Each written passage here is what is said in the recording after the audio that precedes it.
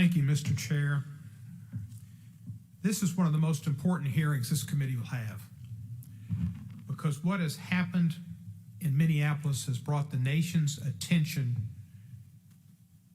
to problems that this country has had since 1619, when the first slaves were brought into this country.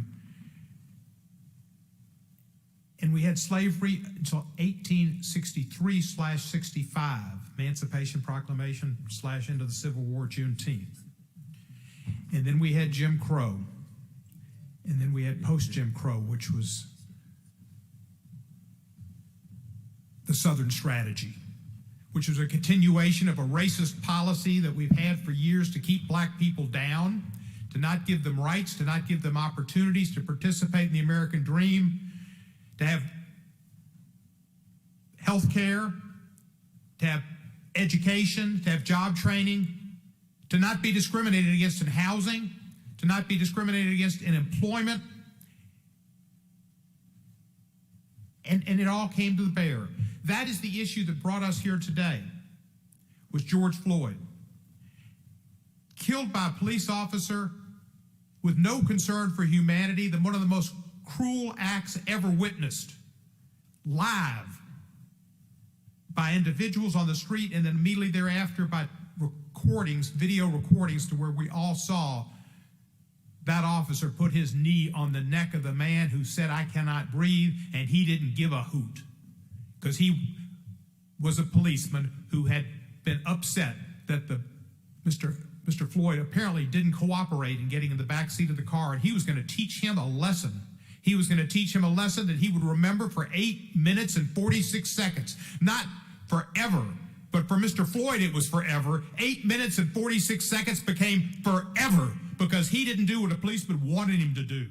And a policeman doesn't have that power. And he didn't have that power in Atlanta, when a man asleep at the Wendy's ran away. He had a taser, but the policeman's not supposed to kill somebody because they're running away with a taser.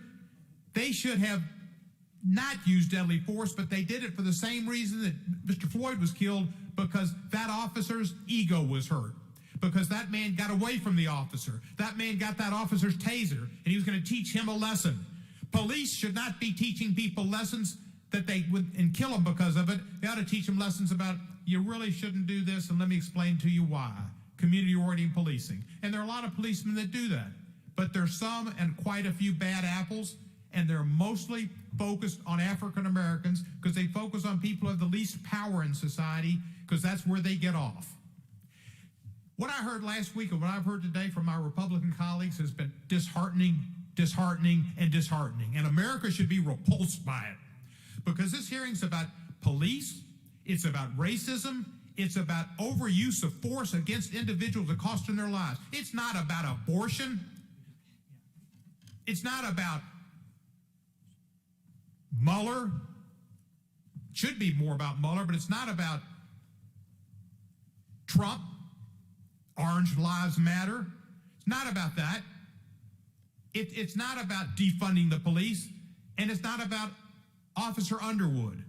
It's about police overuse of force, often against African Americans, and America not doing what it should have done rightfully by the people they enslaved and treated as second-class citizens for so many years. That's what this is about. And not to address that subject and to bring up these subterfuges, these ruses, is a disrespect to every African American and every right-thinking American. And that's what we've gone on when this committee last week in the hearing, they didn't ask questions about the bill. They talked about defunding the police.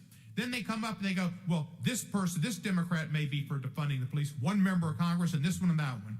Well, Steve King talked about white supremacy. That doesn't mean every Republican was a white supremacist, but that's the way they're interpreting any one person talking about defunding the police. And talking about white supremacists, Miss Underwood was brought here to talk about the riots. That was a bait and switch too. Officer Underwood was killed by a guy named Carrillo, who killed the Santa Cruz sheriff. And that's when they saw that he'd used a white van, a Ford van, and found out that he'd killed Officer Underwood, a white supremacist member of a group called Boogaloo that wants to bring about an impending civil war. But they're not talking about getting rid of white supremacists or people that want an impending civil war and Boogaloo. They didn't know that was the case when they brought him up. But that's what they're talking about, because they wanted to switch it from protesters to rioters. Well, we're all against rioters. We're all for the police. I'm for the police. I think they can be improved upon. But let's get to the issue today, and that's unjust policing and unjust practices against African Americans. I yield back the balance of my time. The gentleman yields back.